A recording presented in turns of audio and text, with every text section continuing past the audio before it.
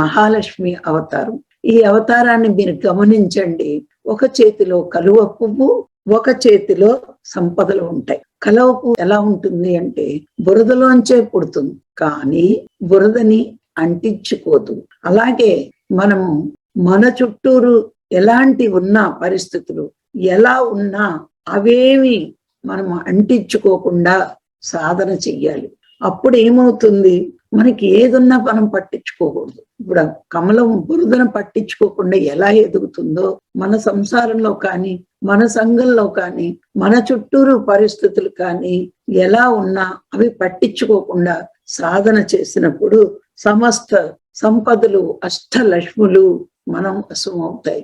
ఇది ఆ అవతార రహస్యం, మహాలక్ష్మి అవతారం. వాళ్ళు ఆ అవతారానికి వేసినవన్నీ పరీక్షిస్తే మనం ఎలా ఉండాలో ఒక సందేశం అది ఇస్తుంది.